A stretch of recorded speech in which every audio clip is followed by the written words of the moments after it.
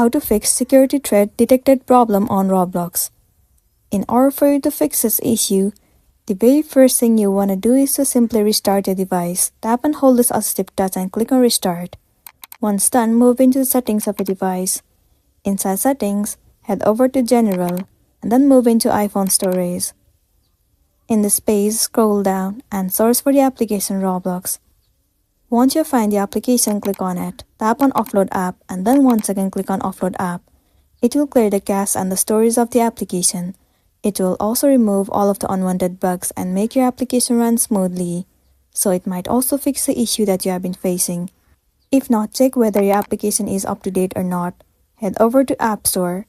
In the search bar, search for Roblox. Head over to this app. Right here, instead of open, if you see the option of update, then the application is not up to date. Simply click on update and update it. Most of the time, updating the app has also fixed the issue, so you might be also good to go. So that's the end of the video. If this video helped you, give it a like and check out our next tutorial. Thank you.